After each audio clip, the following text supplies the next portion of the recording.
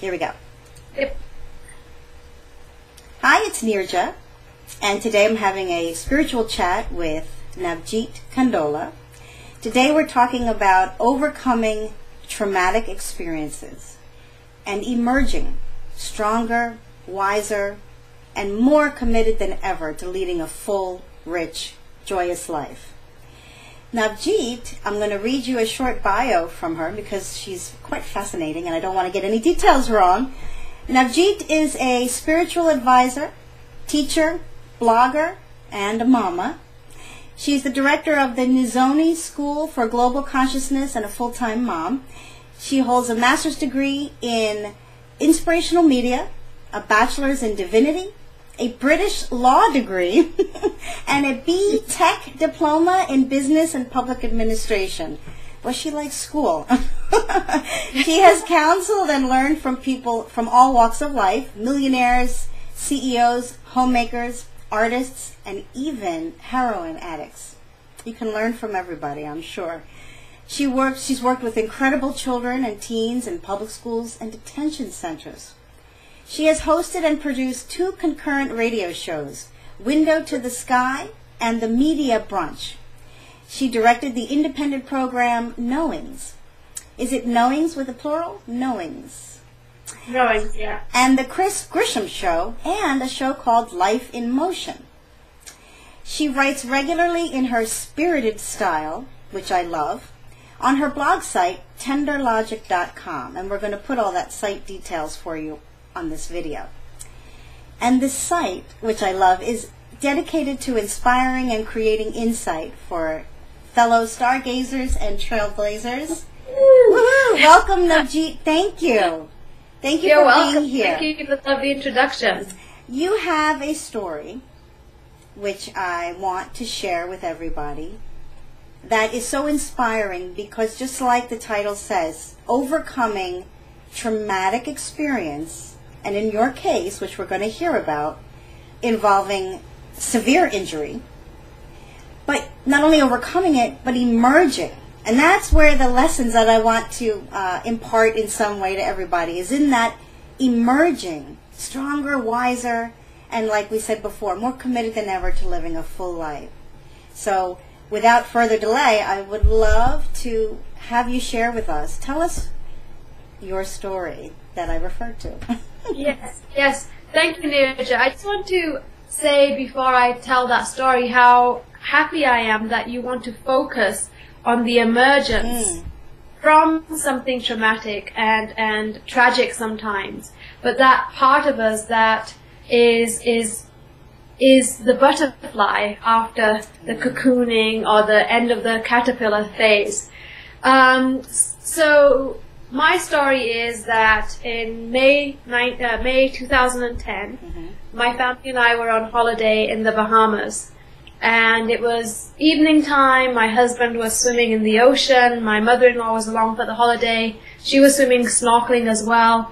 And my son and I, who was about to turn 2 then, a week away from being 2, were just standing on the beach, just watching the wonderful sunset. There was almost a full moon behind us. And I heard something or felt something, and I turned around, and what I saw was an explosion, a small plane exploding, and it flying over us, my son and I, and crashing into the water where my husband and mother-in-law were swimming. Now, that explosion happened about the same height because it hit the electrical wires. So you can understand, so it wasn't very high up, it wasn't like way up in the sky, it was very close to us. And then from the explosion, as it exploded, it passed literally like this, over us. So burning both myself and my son. And I had my son in my arms at the time, and first thought, so I thought, because it was such a loud sound, it sounded like the sky cracked open. It was like, it felt like it was the end of the world. Literally, that's what an instant thought was, it's the end of the world, I don't know what's going on. It's crashed where my husband's swimming, and in those first few seconds, it felt like it was the end of the world, and my husband was dead, my mother-in-law was dead, and what was I going to do? you know, where on this arm. And, but then when I felt into myself again, I thought that if my husband died, that I would feel him go, that I would feel something from me, within me. But that happened. And then my attention, I mean, this is happening in like nano Yeah, seconds. I was just going to say, you remembered so clearly. And it was happening so fast. And then at the same time, I'm looking at myself, and my body is burned, and more than anything, all I can hear is my son screaming. That I was completely, he was gone. He was gone. He was in so much agony. Oh my God. And so I could feel the agony myself, and I remember giving myself a moment to scream because I didn't want to freak him out even more. I wanted to be stable and to be his mum. So I remember maybe screaming 2 or 3 times because you can't hold it back. It's so much pain. Wow. And then, you know, suddenly tons of people are there, and for some strange reason, nobody could see me, and I was saying to them, help us, we're hurt, somebody help us. And they're all busy looking at where the plane has crashed, and there's flames and the wing and everything, and nobody's seeing that we are actually hurt until finally I stopped in front of this guy's face, and I said, please help us, we're burned. And then he raised the alarm, help, you know, we've got people who are injured on the beach, come. And then it was another long journey, 6 hours to get to the hospital. 6 hours? How in a car, ambulance? We had to go by car to the clinic on the island first, but they didn't have running water because it was a holiday, everything was closed.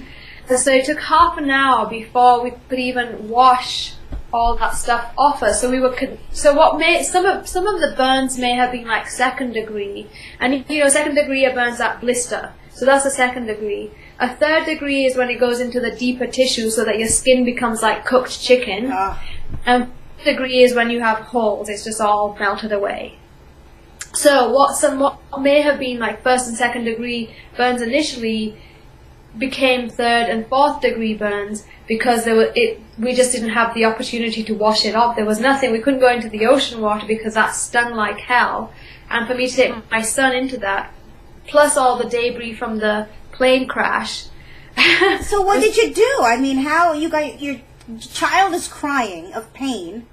He was nursing, or I was walking up and down. And imagine, I'm just wearing a burnt out bikini at this point. Oh my goodness. Oh.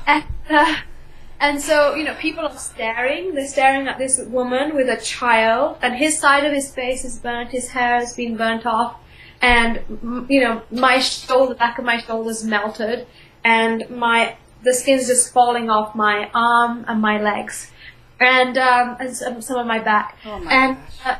So all I was doing was trying to keep my son alive. That's all I could think of, and I'm just singing nursery rhymes to him, nursing him, and then once in a while I would hand him over to my husband and then go to another room and scream and then hold him and walk up and down. I mean, my feet were burnt. There was no skin on my feet. I mean, it was just gross and painful.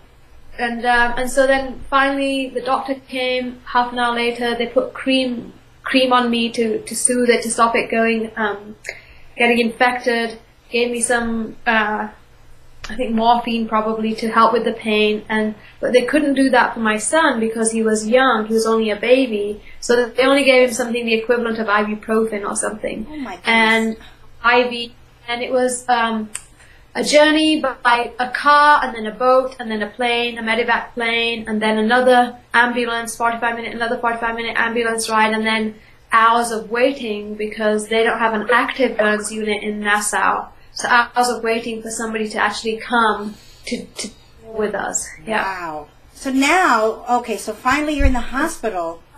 That's the story, yeah. And your pain, you have medication. Right. So then what, I mean, then the healing must have been incredibly painful because it burns, right? So now you and your son. So how are you dealing with your pain and your child's pain at the same time? My goodness. I think that the foremost in my mind was my son, Mm. because they were waiting, and luckily he kept nursing that whole time. So imagine I'm being bandaged, I've got 3 IVs in me, and I'm nursing him, because when you get burned you lose fluid and you can die from that. And so he doesn't have an IV in him. And they are dilly-dallying and and by the time they get to getting an IV in him, all his veins are flat because he's completely dehydrated. And they can't find a vein to get the IV in him. And so, you know, that was the most prominent conversation with me, was to make sure that he is out of pain. I wanted him to be out of pain. And I think it was finally when they had bandaged him up, I asked them to bandage him first, and then they bandaged me, and then they took him away to the NICU, and my husband went with him, and then I went to the ward where I was going. That was when I let myself know that I had been in a terrible accident. Up to that point, I was just trying to deal with things, handle things. And then it wasn't even really clear what it meant, because they were talking in terms of years of recovery, thinking in terms of a week. I thought, I said, you know, I don't know why I was thinking that. I thought maybe a week to 10 days, and then the skin will grow back and I'll be fine, because I didn't have any relationship to serious burns injuries before this. So you didn't know how bad it was. You did not know how bad. No, I did not feel, and they were telling me, and I didn't really believe them. And now I didn't believe them when they were saying skin grafts. I didn't believe them when they were saying surgeries. I didn't believe them. So now I can imagine, I mean, anybody's listening to this, burns, skin grafts, surgeries. How long were you in pain, and how did you manage that pain? Because that's not like you said, it's not a week in the hospital, I'm sure. No. That was painful. Let me think. Like, almost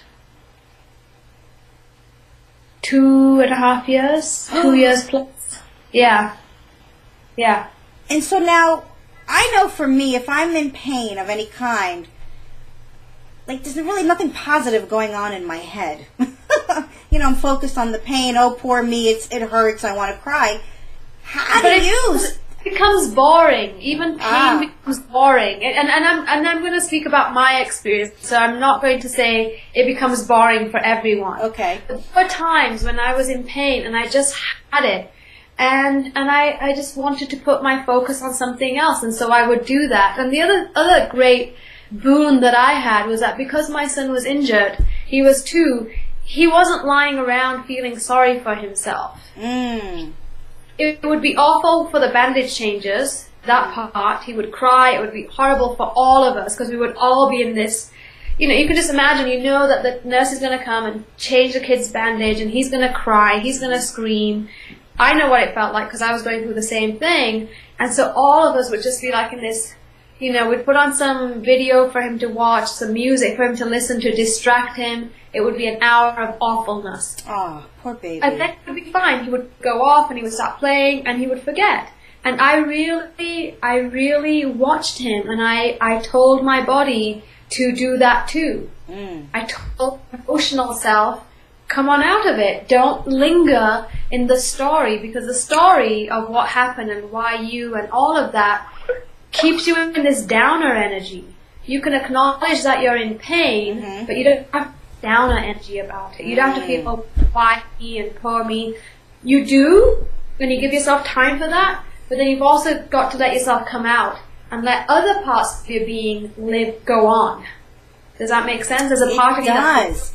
But, like, so give me an example. Can you give us an example of, excuse my eyes here.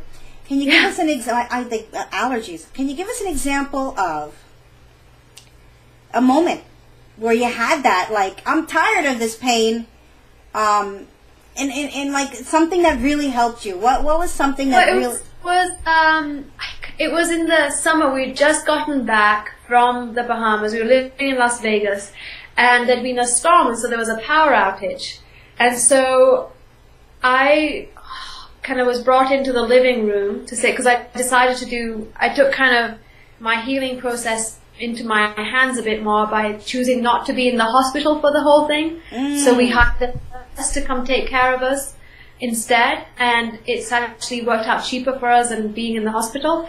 And so anyway, so I'd come into the living room, and there were no lights, and my son was there, and we had flashlights, and he was just singing and dancing and running round and round in circles, even though his legs were burnt. And that just made me realize, like, wow, you know, and we actually all enjoyed singing and playing together and laughing, and it was great. Wow. And then the pain kind of brings you back, and then you've got to lie down, and you're not comfortable because the back is burnt, the sides are burnt, the legs are burnt. And so all of that's part of the conversation, but these little pockets of when you can let yourself enjoy yourself, or just see the joy of life in your child, or, you know, for my son's birthday, it was actually really magical, the whole thing, in some ways, because we had gotten, for his second birthday, you could get fertilized duck and chicken eggs, and you got this home incubator. And so we had this home incubator. So here we are with all our burns and bandages and everything, and in the kitchen we've got this incubator going with chicken eggs and duck eggs, and we're eagerly anticipating for the eggs to hatch. And they did. And so at one point we had about 6 or 7 chicks and 3 ducklings swimming in our bath. And that's what I mean about other parts of your life going on. And it was just very life affirming seeing these. I mean, these were cute ducklings swimming in our bath. I mean, how brilliant is that? And then what you can do with these chicks and ducklings is you give them back to this animal place, and then you can go get more eggs from them, and they hatch, and you give them once they hatched. It was great, and that magic was really important to us. And then we got butterfly eggs, and they became caterpillars, and then they the cocoon, and then we released them. So we did those kinds of not thinking that we were doing those things to help us, but those things that we'd already planned to do before we'd gone on the holiday. So those things were just a tale, and we'd have these life, cycles of life and death things teaching us there. Right. So it's that's an amazing testament to what joy and fun and laughter can do for your overall well-being, even if you've got burns all over your body. Amazing. So this long, horrific ordeal, a couple of years ago, do you find that, because I don't know, if a plane crashed on the beach when I have my baby in my arms and my mother-in-law and husband are right there, I don't know, does it stay with you? Is it not a day goes by that you don't remember it? How did that leave your consciousness, stay in your consciousness? Good questions. And this is great in tying in with emerging, is that when in the accident, days after, I decided that it wasn't going to be the defining moment of my life, that it wasn't going to be the beginning of me spending the rest of my life being bedridden, afraid of flying, don't want to see planes in the sky, afraid of fire, afraid of going on an adventure. I decided that, even though I wasn't there yet, but I decided that that wasn't going to be me. I wanted me to have an amazing life, such an amazing life, that this episode would be like, oh yeah, what was that thing that happened? Oh yeah, that accident. I wanted the rest of my life to be so full, so exuberant and adventure-filled, that this would be just something that happened. Wow. I said that.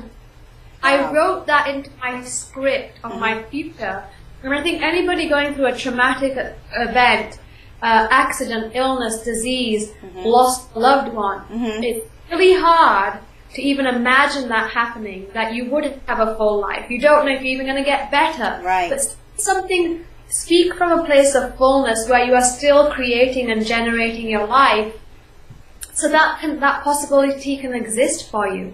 It sounds like one of the things I wanted to ask you was there a moment, and you just answered it, I think, because I felt it. I wanted to know, do you remember the moment that you felt empowered for the first time through this ordeal? And when you make a decision about, I want my life to be great, That's like we're back in the driver's seat. I love that. You know, I made those statements even though I may have been feeling very down. I may have felt I didn't even really believe in that. And there were many days when I didn't believe in that. And there were moments when I wished it would just end. Like I wanted out. And, but I said that to myself because I know the way life is, and I know how consciousness we create through our consciousness. And I knew the importance of using the best of me to create my future, even though in the moment I was creating it and saying it, I may not have fully believed it. I had to have a future to move towards that wasn't about me being bedridden or having to have amputations or any of that nonsense. I want that. And so I think that's really important, is that even if you don't feel it, give that part of you that isn't broken somewhere to go. That's so empowering. That's so empowering. And why create a sad story for your future when you can create whatever you want, even if you don't believe it? Look to a sunset, look to a sunrise, and merge with that wholeness. Well, that's so beautiful, because the mind-body connection, right? So now, on a good day, when you're not burned all over your body in horrific pain, on a good day, you know, it's very easy to have a mind-body connection, because if you burp, oh, I ate too much, or stomach ache, you know. But now you're taking this to a whole nother level. So now you have to coexist with pain and think positively at the same. So tell us about, I would love to hear the mind-body connection to you. Before the accident, during the recovery, and then now. You know, how have you evolved in your connection with your body? Yeah, well, just so that the viewers know, before this accident, the work that I do involves being aware of mind-body connection. It involves being aware of how our consciousness impacts our state of health, how it relates to our relationships. So I was very immersed in this work and practiced this work for 20 years already. And so when I'm in the accident, I had to step back and rely on these tools. And so what is the mind-body connection? Well, our thoughts affect our sense of safety. Our emotions affect how I feel, and how I feel triggers how our hormones are going to respond to that. If I'm scared, if I say I'm not safe, my body is going to contract. It's going to fight or flight. If it's going to fight or fight, it's going to be releasing adrenaline. Protect yourself, protect yourself. So one of the things that you can do when you're in this kind of a space is do self-talk that tells you to relax. If you relax, your body can go into healing. Because if it's in fight or flight, it's in survival. It's not maintenance, it's not in healing, it's not in regenerating. So one of the key things when you're injured, when you're in a very negative, scary situation, is to actually go the reverse and say relax. So any technique you know for relaxation is excellent. Meditation, listening to calming music, having a bath, going for a walk, whatever you can within the capacity of your physicality, do that. I meditated a lot. Another thing that I did was I used colors, imagining, whichever place of my body was hurting, I would ask that, what color do you want to come into, to release this pain, to release this hurt, and then just something that color coming into my body. And the other aspect of that color exercise is listening to the story. Pain is one side, and suffering is the side. Two different things. Pain is physical, ow, ow, ow, ow. The suffering is the story that I'm telling myself about what's happening. So creating that distinction, and I heard so many stories in that time of healing in myself. I feel sorry for myself. I can't do it. I'm not going to be able to do it. I just want to give up. Why did all that kind of chatter? And it brings so heavy. It brings you down. And I remember I began to feel the weight of those stories. I began to kind of carry them and feel when you see people who say they're like, oh. Yes. I like that. Part of it's the pain is exhausting. And part of it is the story that you have to almost look like someone who's suffering to get people's respect in a way. And I'm saying kind of things that maybe people don't want to hear or say about people in pain, because I was in it, I can say it. Maybe it's one, but there is an acting out of that story that happens. Right. If you're really smart and you're really compassionate and you really want to heal yourself, you will separate the two. Yeah. The story from the physical pain, because the story is going to keep you going in circles. Well, it's like you said. It's like you said. I decided. Yeah. I decided, because you've heard that suffering is a choice, right? So it is human. It's human nature, I think, to, for lack of a better word, wallow in the negative story. Yeah. I had a pet pass a few weeks ago, and I had a similar thing. I have to focus on helping everybody else feel better about it, because I know that will help me feel better about it. But I did not want to cry for 6 months. Right. I didn't want to cry for 1 month. I didn't want it to pull me. Right? But pain at the level you had, for you to, that's what it is. You made a choice, and that's very powerful. Right. But it's also something that anybody can do at any time in their mind, right? Right. And you were laid up in the hospital, right? Exactly. And that choice can be a mind, body, spirit choice. Yes. So I think one of the things is when we're in these kind of situations, whether we've lost a loved one or we're in physical pain or we're encountering a decision, they're going to tell you you've got terminal disease or something, right, is that you have a choice as to how you want to respond to that information. Yes. You have a choice. Don't have to, there is no default. No. If you had something traumatic happen, you still have choice of your mind. Right. It's still okay to go through grieving, to be angry, to be upset, but know that doesn't have to be the place you stay for the whole time, right, or the rest of your life. Right. And the other thing is, Nirja, one thing that I realized, because I didn't heal after a week, I didn't heal after 2 weeks, I didn't heal after 3 months, I didn't heal. It wasn't happening, and we tried pig skin, we tried synthetic skin, we tried all kinds of different procedures, and is that then you've got to realize, okay, if this is going to be my life, for a year, 2 years, the rest of my life, how do I want to be in this, and who do I want to be in this? Right. That's my next question. Right. And if these are the limits within which I am now existing, whether that's physical imprisonment through pain, or putting, whatever it is, whatever's limiting your sense of access or who you want to be in the world, okay, then now I've got to figure out what my freedom is, and how can I exercise my wholeness within the confines of this pain, the confines of a bed. I didn't get out of a bed for months and months and months and months. Right. And so you have to make those decisions, and you have to, I'm sorry, but you have to dig deeper than this is what I feel right now. You have to go past the surface emotions. Doesn't mean ignore them. Acknowledge them, and then go and deeper till you find your peace. Until you're at peace with what is happening. Well, that's your choice. You have to choose to go in, face the pain, face the anger, face it's not fair. Right. And it's no longer the same, right? Yeah. You're not the same physically. Your body has been altered, whether internal or external. And you can't back. It's not the what? Back. Yeah, there's no going back. Yeah, so you're different now. You're physically different.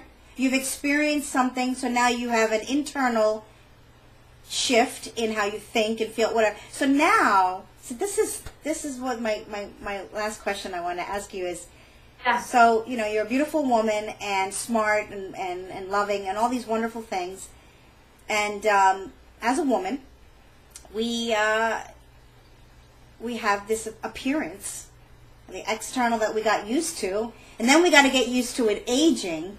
But then when something happens where an external situation has altered your external appearance that you've been so used to, and you were getting ready to have it age a certain way or whatever. So now, how do you, so yeah, you're different now. So creating the wellness in your life now, after you've healed for the most part, being different physically, being different because of the experience, you know, how, so what is the nugget, I guess, the lesson, the wisdom on, you said it, not defining it who you are, you know, being open to a new definition. And you know what, some of us have an accident happen, some of us go through a disease, some of us go through loss of a loved one. Mm-hmm. But it all comes back to this, is live your life. Live your life now, and with a lot of humor, because it's all, you know, in the grand scheme of things, it's really okay. If I just kind of hone in on and say, oh, my body looks like this, that's all I'm seeing. That's as big as my lenses of the world. Well, look around. Yeah, it's so beautiful. Like play, all of this world does not look through this lens of what it is to be beautiful, or what it means to be a woman, or what it means to be a human. Mm-hmm. You know, and so open the aperture of your life in the way that you perceive it, and you're going to have a different, give yourself the chance to have a life that you've lived. That's what I would say. Wow. Live your life. It's magnificent, even in the experience of loss, and all those textures, all of those are textures and vibrations of life. And you know, I feel really glad and grateful, because I can see life. I can see life, and I feel that pulse of wowness. You know, it's snowing outside, and I'm just like, wow, look at that snow, and look at the way the wind's blowing, and I wonder what the trees are, what their experience of this. So I'm immersed. I become part of the fabric of life. Even. Right, outside yourself as well. I've become kind of just this encapsulated Navjit. I feel by making the choices and letting the smallness fade away, dissolve, die. Wow, I'm actually part of the fabric of life, and I want to know what it feels like to be a tree in this cold weather. I want to feel my consciousness meeting the sky as the snowflakes fall down. I want to feel the ecstasy of the snow melting on my... I mean, I want to feel all of that. So let me ask you this in closing. Your work, you talk a little bit about the work you do now with your clients, and what the work means to you. Like, how are you different in your approach to how you help people? If that makes any sense. Do you have a new take on your work? What do you do? How do you help people? I want everybody to hear about your business. What it is? Yeah, it's not that I'm doing anything differently. What is different is that I'm sitting way deeper in myself than I was before. Oh. And the way that we can really help anyone is by going into the deepest places of fear, of pain, of ecstasy, of celebration. So it's not that you just go deeper into your pain and your suffering and separating those out, but you also, if you're aware and you're loving and you're a good soul and you want to give yourself a go this lifetime, then you'll also allow yourself to spread your wings and experience the joy without holding back, without there having to be a reason for the celebration, or for loving someone, for letting someone come into your life.